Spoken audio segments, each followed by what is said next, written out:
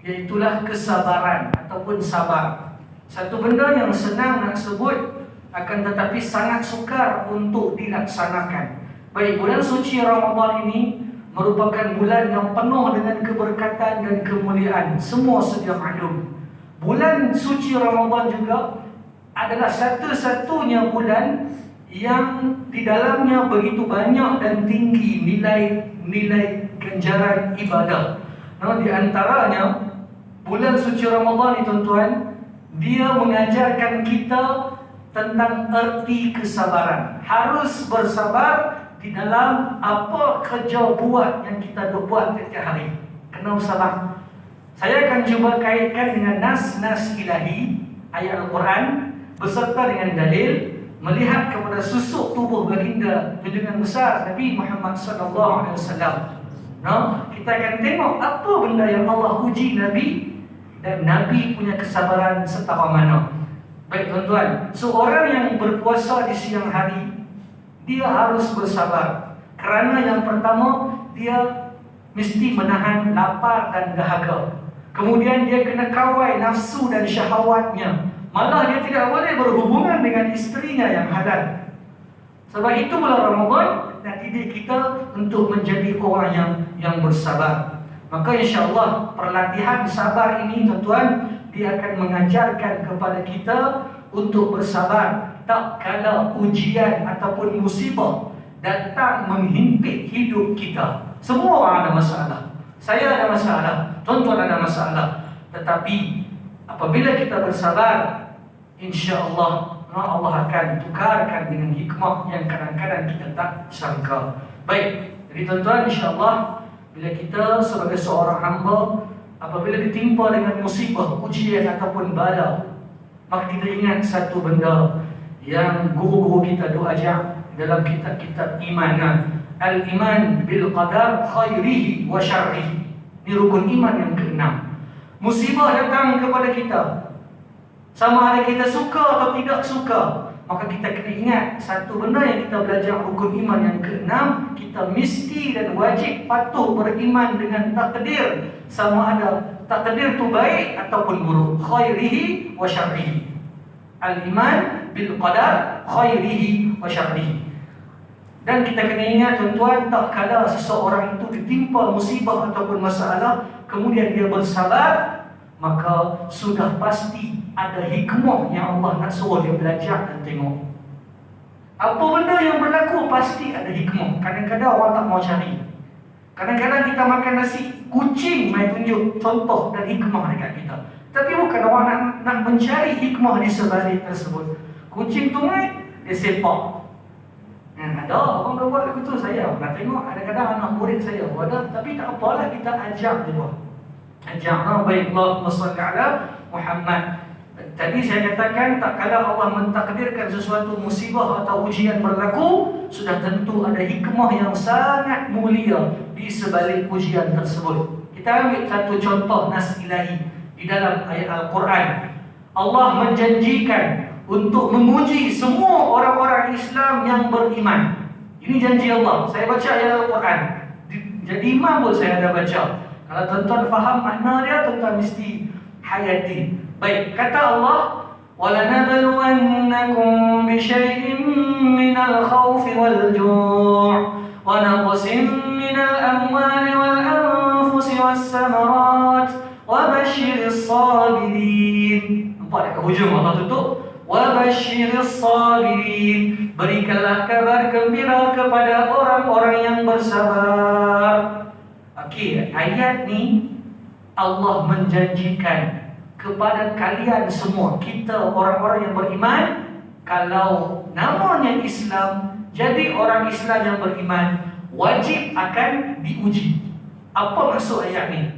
Baik, walanabluwannakum, dan sesungguhnya kami akan menguji kalian semua, wahai orang-orang yang beriman, bisyai'in minal khauf, dengan sedikit rasa takut, wal ju', dengan sedikit rasa lapar, wal amwal wa naqsin minal amwal, dengan kekurangan harta benda, Wa naqsim minal amwal wal anfus, dan juga kekurangan jiwa. Kadang-kadang bangun rasa kosong jiwa. Isteri ada, anak ada, tapi rasa kosong. Pernah jadi? Semua orang pernah rasa. Wa naqsim minal amwal wal anfus wal thamarat, dan juga kekurangan hasil pertanian tanaman. Hampa, Allah kata, aku ni akan uji hampa semua.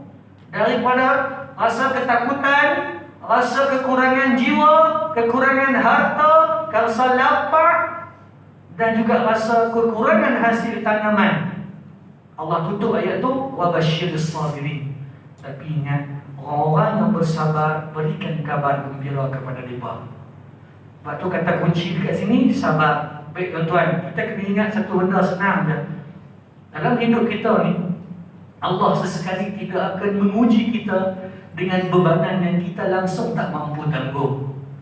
Allah hanya bagi ujian kepada kita yang mampu kita tanggung, sebab Allah dia faham hamba dia. Cuma kadang-kadang kita sahaja yang bersuuzon, bersangka buruk kepada Allah. Kenapa jadi macam ni? Kenapa macam ni? Besarnya ujian, tak boleh tanggung. Jangan kita rasa macam ni tuan-tuan. Sekali lagi dekat hujung saya tutup jawapan kepada kenapa macam ni? Kenapa macam ni? Ada hadis Nabi yang sahih. Tuan tunggu kalau habis lagi sejam boleh Ustaz? 10.30 insya-Allah. Sebab saya tengok semua asatizah yang bertazkirah di sini sampai 10.30. 10.30 saya berhenti boleh Ustaz?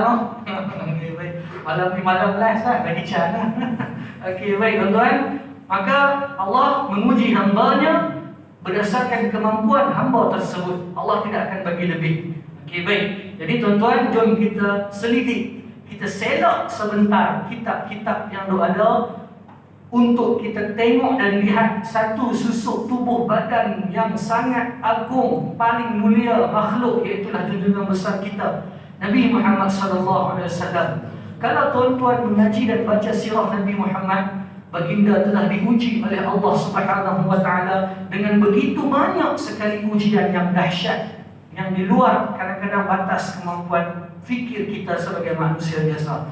Walaupun Nabi Muhammad dia dapat gelaran kekasih Allah, penghulu segala manusia, makhluk yang paling a'zam khalqillah, akram khalqillah, apa lagi? A'zam yang paling besar, yang paling agung, akram yang paling mulia. Semua Nabi dapat gelaran yang paling terbaik. Akan tetapi dalam macam itu pun Allah tetap uji Nabi. Malah ujian yang Nabi terima lagi besar dan dahsyat pada kita semua. Nabi pernah diuji dengan rasa lapar yang sangat dahsyat. Nabi juga pernah diuji dengan rasa takut nak dibunuh beberapa kali. Nabi pernah diuji dengan rasa kekosongan jiwa. Nabi semua pernah melalui. Dan Nabi pernah juga diuji dengan kesedihan, kehilangan orang yang Nabi cintai. Apa yang kita kena, semua Nabi kena dulu. Akan tetapi ujian kita dengan Nabi sangat besar kepada Nabi lagi. Sebab itu dipilih menjadi kekasih Allah. Tuan-tuan, jom kita tengok satu persatu berdasarkan ayat Quran yang saya bacakan tadi. Adapun melalui rasa takut, minal khauf, kata Allah, aku uji hamba dengan rasa takut. Nabi Muhammad SAW pernah hendak dibunuh oleh orang kaum Quraisy, kafir Quraisy pada ketika itu. Maka orang-orang kafir Quraisy pada ketika itu mereka buat satu plan atau plan strategi. Mereka mengumpulkan 50 orang pemuda, anak-anak muda ni, orang kafir, mereka kumpul melalui pelbagai macam kaum dan kabilah. Banyak kabilah, dia ambil kabilah ni sikit, kabilah ni sikit, kabilah ni sikit, kabilah ni sikit, campur jadi 50 orang pemuda. Tujuannya satu, untuk membunuh Nabi Muhammad secara serentak. Kemudian, kenapa mereka mengumpulkan tenaga pemuda 50 orang? Kerana jika darah Nabi tersebar dan Nabi berjaya dibunuh, ahli keluarga Nabi tidak mampu untuk membalas dendam kerana terlalu ramai pemuda daripada pelbagai macam suku dan kabilah. Ini strategi mereka. Kemudian yang kedua, pasal mereka kumpul pemuda lagi kerana orang muda ni darah panas tuan-tuan. Dia berani buat apa saja dan dia tak takut. Maka tersiaplah kumpul 50 orang pemuda, diberikan seorang satu pedang yang siap tajam terhunus. 50 orang pemuda tadi serentak pergi ke rumah Nabi untuk membunuh Nabi secara serentak. Dia berkepung rumah Nabi. Peristiwa ni menjadi salah satu benda yang kalau kita lalui sangat takut. Akan tetapi Nabi Muhammad melalui ujian ini dengan tenang dan sabar, yang akhirnya hikmah dia Allah selamatkan Nabi. Antara ujian ketakutan lain lagi yang Allah uji Nabi Muhammad sallallahu alaihi wasallam, iaitulah pada ketika Nabi Muhammad sallallahu alaihi wasallam bersama dengan sahabat baiknya Sayyidina Abu Bakar As-Siddiq. Waktu ni orang kafir Quraisy sekali lagi mereka mengumpulkan orang ramai buat pengumuman, barang sesiapa yang mampu dan boleh membunuh Muhammad atau sahabatnya Abu Bakar akan diberikan ganjaran dan hadiah yang besar. Semua pakat berebut nak bunuh. Dipelikan Nabi dengan Sayyidina Abu Bakar, sehingga kan Nabi dan Abu Bakar terpaksa berhijrah sekejap dari kota Mekah ke kota Madinah sebab dihimpit dengan dahsyat oleh kaum kafir Quraisy pada ketika itu. Dipelikan Nabi dengan Sayyidina Abu Bakar, sehingga kan Nabi dan Sayyidina Abu Bakar terpaksa bersembunyi di dalam sebuah gua yang kita kenali sebagai Gua Sur ataupun Jabal Sur. Maka Nabi dan Sayyidina Abu Bakar masuk menyorok bersembunyi di dalam gua. Bila dah masuk sembunyi dalam mulut gua, tengok-tengok orang kafir Quraisy ramai dah lari sampai dekat depan mulut gua. Dan pada ketika ini Sayyidina Abu Bakar menjadi sangat takut, sebab kalau dapat confirm mati. Sayyidina Abu Bakar dia jadi sangat takut. Dia pandang Nabi, kemudian Sayyidina Abu Bakar kata dekat Nabi, "Lau absara ahaduhum ila tahta qadamain la absarana."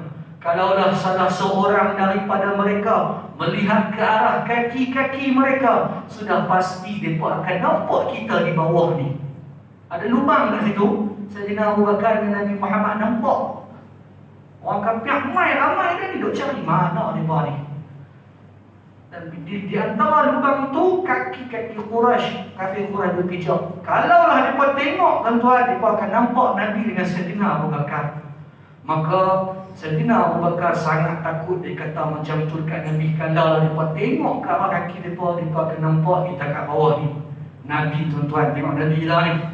Sekali lagi dengan tenang Nabi kata, "Ya Abu Bakar, ma zannuka bisnain?" Wahai Abu Bakar, bagaimana menurutmu dengan kita dua orang? Allahu salisuhuma.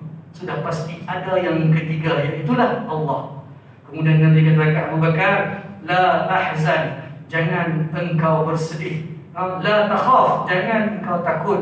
Innallaha ma'ana, sesungguhnya Allah sentiasa ada dengan kita." Nabi relax ya tuan-tuan. Walaupun dalam keadaan nyawa di hujung tanduk. Saya teringat seorang ustaz, dia kata, saya buat nota. Ustaz tu kata, pada peristiwa Nabi dikejar oleh orang kafir, terpaksa bersembunyi di dalam gua bersama sahabatnya Abu Bakar. Kalaulah waktu itu seorang kafir Quraisy pandang ke kaki dia, dia akan nampak Nabi dengan Sayyidina Abu Bakar. Sudah pasti keduanya akan ditangkap. Kalaulah waktu itu kedua-duanya ditangkap dan mungkin dibunuh, tuan-tuan tahu dah apa jadi? Islam tak akan sampai ke kita pada hari ini. Malam ni kita tak boleh nak solat tarawih. Sebab itu jasa Nabi Muhammad dengan para ashabnya sangat besar tuan-tuan. Kalau kita tak belajar sirah Nabi, tak kenal Nabi kita Muhammad, tak cinta para ashab Nabi, selayaknya kita kena berhenti jadi manusia tuan-tuan. Jangan jadi manusia kerana tidak layak. Maka kita kena ingat balik, Masya Allah, Tabarakallah, Nabi sangat bersusah payah dulu. Darah mengalir, gigi patah, macam-macam kena. Nabi tak pernah hentikan kerja dakwah untuk pastikan Islam selamat dan sampai. Tapi kita hari ini tuan-tuan tengok macam mana Islam diganyang tuan-tuan. Islam letak dekat kaki je. Allahu Akbar. Mudah-mudahan kita yang ada kat sini kita jaga Islam sungguh-sungguh. Yang antaranya tuan-tuan main surau, pergi masjid, dengar ceramah, dengar kuliah. Ini benda yang baik untuk kita sama-sama jaga Islam dan syiar Islam, insya-Allah. Mudah-mudahan nanti di padang mahsyar Nabi kenal dengan kita. Nabi boleh tarik tangan kita untuk masuk dalam syurga. Kerana itu syafa'atul kubra dan juga syafa'atul uzma yang ada pada Nabi kita Muhammad SAW. Baik tuan-tuan, kemudian yang kedua, rasa lapar pula. Tadi rasa takut yang Allah uji Nabi. Yang kedua Allah kata wal khauf wal ju'. Rasa lapar aku akan uji hampa semua. Nabi pernah diuji Allah dengan rasa lapar yang sangat dahsyat. Suatu ketika Nabi keluar daripada rumah, sedang kelaparan mencari makanan. Di rumah tak ada benda nak masak. Jalan-jalan Nabi berjumpa dengan Sayyidina Abu Bakar. Sembang-sembang tengok-tengok Sayyidina Abu Bakar pun keluar rumah kerana lapar. Di rumah tak ada makanan. Mereka orang jalan cari makanan. Berjalan, jumpa lagi seorang sahabat Sayyidina Umar pula dah main. Sembang-sembang, Sayyidina Umar pun keluar rumah kerana lapar untuk mencari makanan. Di rumah tak ada benda makan. Ketiga orang mereka keluar kerana kelaparan mencari makan. Kita tuan-tuan, walaupun PKP lah ni dan juga tahun lepas, duduk di rumah 7 bulan, 4 bulan duduk di rumah, makanan tetap ada. Betul tak Ustaz? Allah tak pernah uji kita dengan rasa lapar yang sangat melampau. Apa lagi rasa lapar yang Allah uji Nabi? Antaranya dalam sebuah hadis Sayyidatina Aisyah radhiyallahu anha sebut dalam hadis, Ra'ainal hilal, Ra'ainal hilal, Ra'ainal hilal. Diulang 3 kali. Kami lihat bulan Sabit. Kemudian kami lihat bulan Sabit. Kami lihat lagi bulan Sabit. Kemudian salasatu ahillatin fi syahrain. Dalam 2 bulan kami lihat 3 kali bulan Sabit. Dalam 2 bulan tengok bulan Sabit 3 kali. Tiada satu pun api yang menyala di rumah Nabi. Rumah Nabi 2 bulan tak menyala api sebab tak ada barang untuk dimasak. Nabi dalam masa itu 2 bulan hanya minum air putih dengan kurma saja.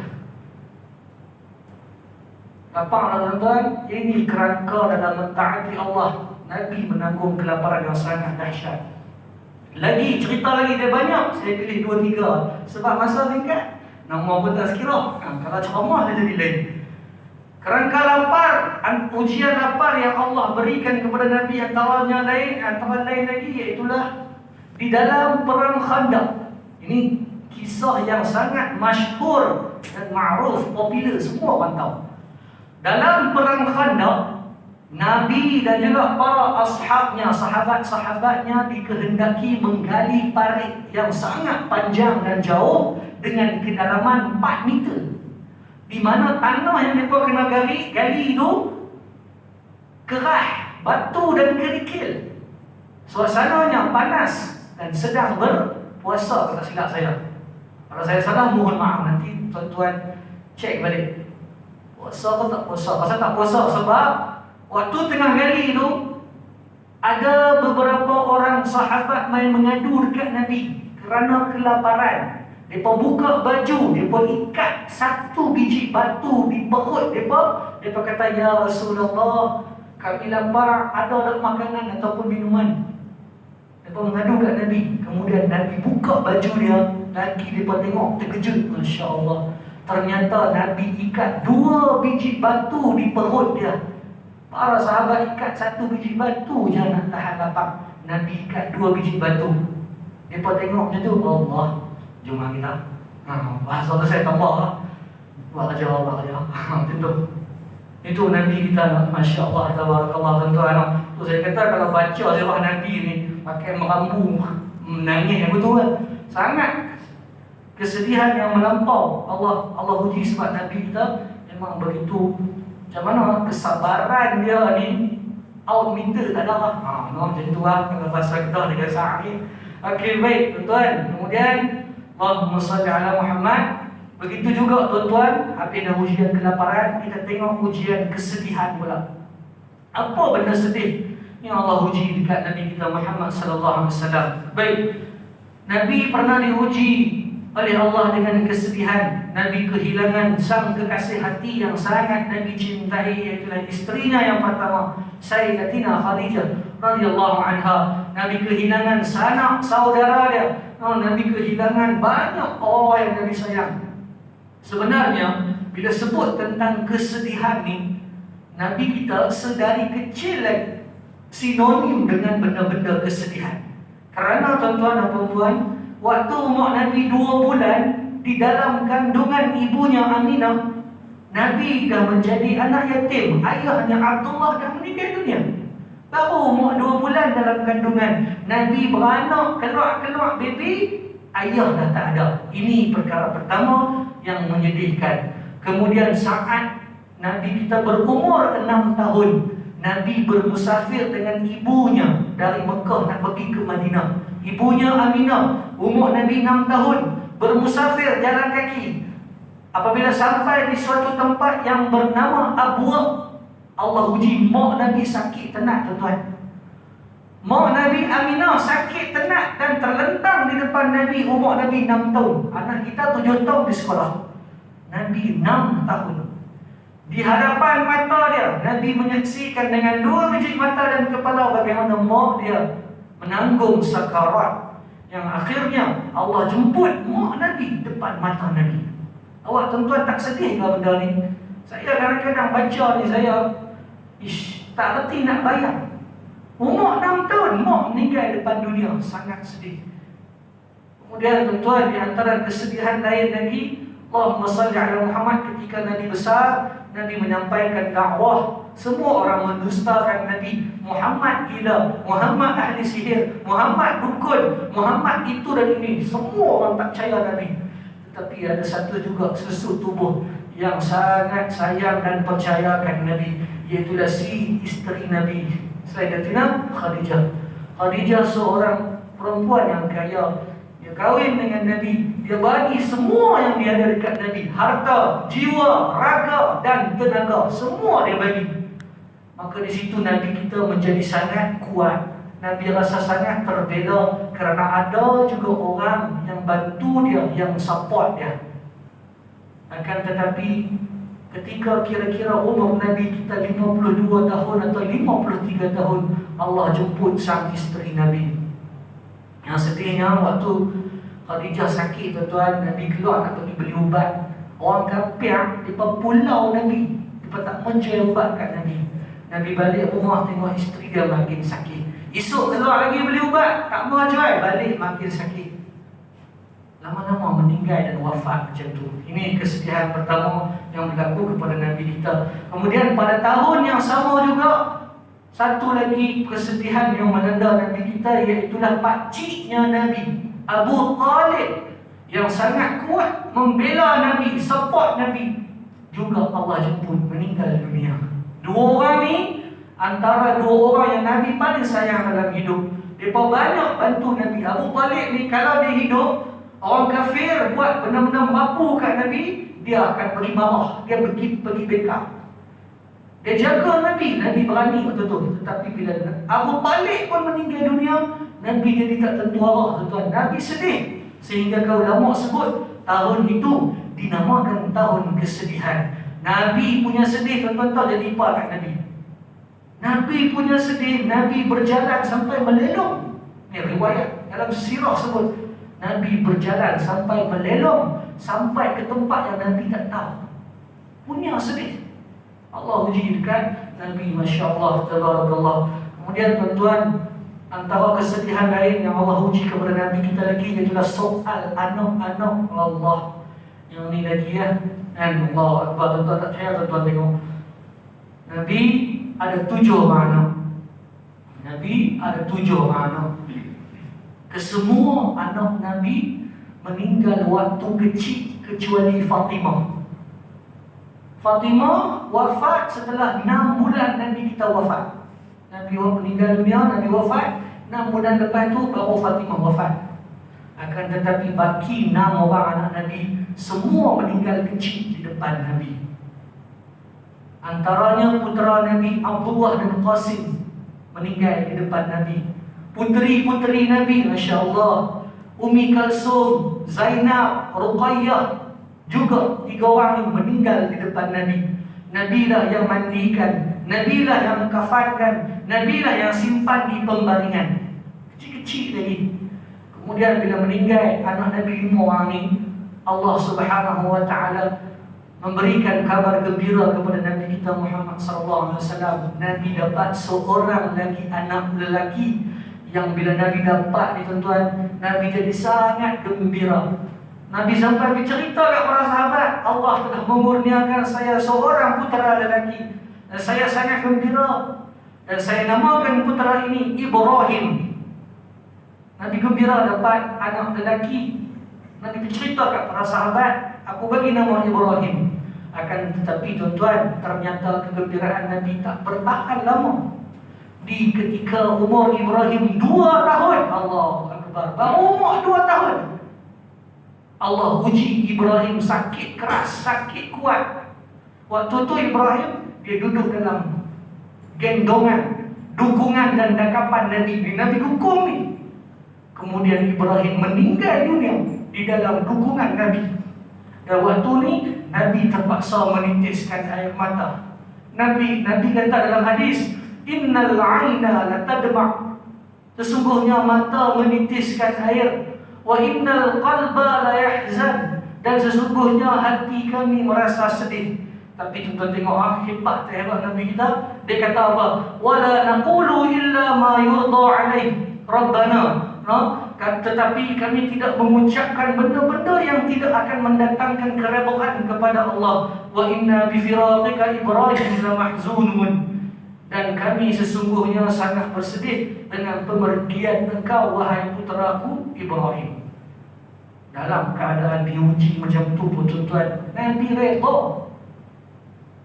Sebab tu tuan-tuan, bila Nabi dalam keadaan kesedihan ni, sebelum Allah hantar bonus kat Nabi peristiwa Isra Mi'raj, Nabi nak ubah hati dia. Nabi cuba pergi berdakwah. Ni duk tengah sedih ni, mau lagi ada semangat nak pergi berdakwah, nak ubah hati. Nabi bersama dengan sahabat Zaid bin Harithah pergi dalam satu misi untuk berdakwah dekat Taif. Tuan-tuan tahu kan cerita Taif? Allahu Akbar. Dari Mekah nak pergi ke Taif 70 kilometer. Jalan kaki, suasana panas. Bila Nabi sampai dekat Taif, penduduk Taif dia kumpul anak-anak kecil dengan orang-orang gila. Muhammad lalu lagi, hampa buat 2 line. Ni dia buat 2 barisan.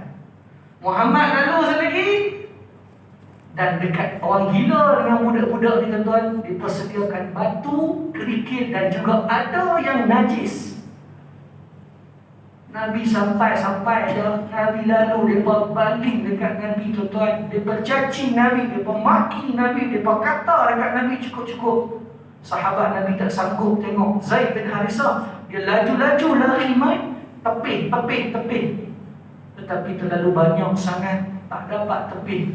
Nabi pulang balik dengan kekecewaan, sehingga kan kepala Nabi berdarah. Sampai ada yang kata darah Nabi mengalir sampai kasut yang Nabi pakai basah dengan darah. Pergi nak dakwah 70 km jauh, balik dengan kecewa. Waktu ni Nabi kecewa, Nabi sedih. Sebelum sampai dekat Mekah, di antara tengah-tengah tu ada satu kebun. Nabi berhenti saat berehat. Nabi duduk, Nabi darah kat kepala. Waktu ni Nabi sedih, Nabi mengadu dekat Allah. Dalam aduan Nabi ni yang kita panggil munajat Rasulullah. Saya tak hafal tuan-tuan. Munajat Rasulullah ni hebatlah. Nabi mengadu, ya Allah, betapa hinanya aku pada pandangan dan di tengah-tengah manusia. Mereka mencaci aku, mereka kata aku orang gila, aku dukun, aku penyihir, aku itu, aku ini. Dia kata, Nabi mengadu, Nabi kata, ya Allah, jika betul jalan ini jalan yang engkau redha, aku akan teruskan ya Allah, aku takkan berhenti. Dia tuan-tuan. Tuan-tuan tahu ujian dakwah macam ni pernah jadi dekat Nabi Yunus alaihissalam. Nabi Yunus dia pernah menyampaikan dakwah kepada masyarakat dia, tetapi masyarakat dia tolak. Akhirnya Nabi Yunus dia fras. Tahu fras? Dia kecewa. Dia sedih, dia bawa diri. Dia berhenti daripada medan dakwah. Nabi Muhammad tak pernah berhenti. Terus. Tapi Nabi Yunus dia berhenti dia kecewa. Akhir sekali benda ni Allah rakam dalam Al-Quran. Sebab Nabi Yunus dia lari sekejap daripada medan dakwah, Allah menjadikan Nabi Yunus dilemparkan ke dalam lautan, yang datang seekor makhluk besar bernama ikan nun. Makan Nabi Yunus 40 hari 40 malam duduk dalam perut ikan nun. Allah tegur Nabi Yunus. Ustaz saya kata, kalaulah kita diuji dengan macam ni, apa yang Nabi kena kepada kita? Jadi saya sokong dan saya setuju. Sudah cukup menjadikan kita orang yang akan memberhentikan kerja-kerja dakwah. Kita tak mau main masjid dah. Kita tak mau main surau. Baik aku duduk rumah, gaji ada, tengok TV, puasa-puasa lah.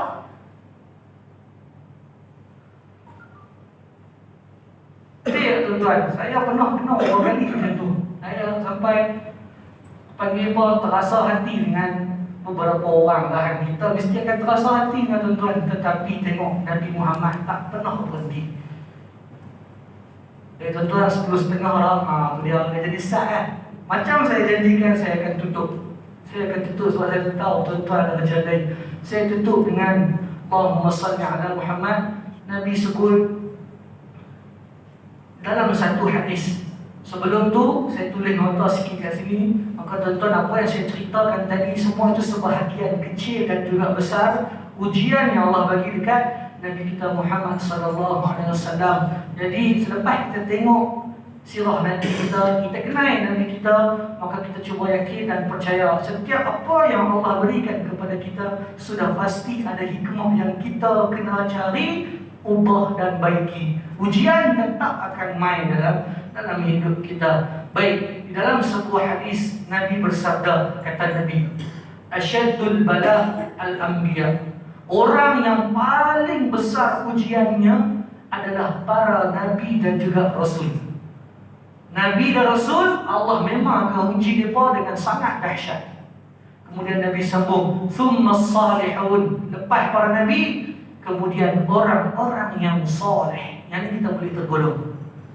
Kemudian Nabi sambung, thummal amsal fa amsal. Kemudian berikut dan berikutnya, lepas orang soleh, orang apa, orang mukmin ke, orang Islam ke, dia bawa lagi. Di sini kata kunci dia. Tuan-tuan dengar elok dan tuan-tuan faham. Kemudian Nabi sambung, yubtala rajul ala qadri dini. Seseorang hamba itu diuji oleh Allah berdasarkan keimanannya. Allah uji kita berdasarkan keimanan kita. In kana fi imanihi salabah. Kalaulah iman seseorang itu sangat kuat dan hebat, maka ujian yang Allah bagi dekat dia juga besar dan kuat.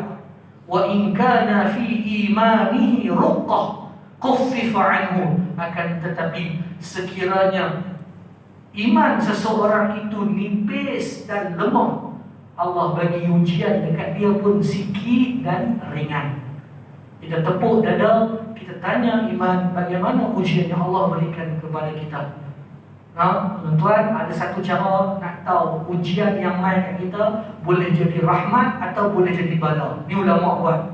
Kadang-kadang orang tak tahu kenapa dia tu tak semayang, kaya juga. Tak puasa, kereta 3-4 biji. Tak buat keluar zakat, senang dia hidup. Ada tak tuan-tuan? Ada. Boleh jadi itu istidraj, nikmat palsu yang Allah bagi untuk terus menghanyutkan dia. Kita tengok satu ujian mai kepada kita boleh jadi nikmat, boleh jadi bala ataupun musibah. Macam mana nak tahu? Senang.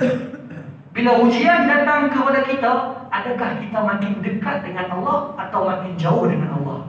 Ada orang bila ujian mai dekat dia makin kuat sembahyang, dia makin kerak baca Al-Quran, dia makin kuat bermunajat kepada Allah. Ya Allah, ya Tuhanku, aku tahu benda yang Hang bagi, benda yang Kau bagi ini aku boleh tangguh. Kuatkanlah hatiku dalam menempuhinya, ya Allah. Dia lagi kuat ingat kepada Allah.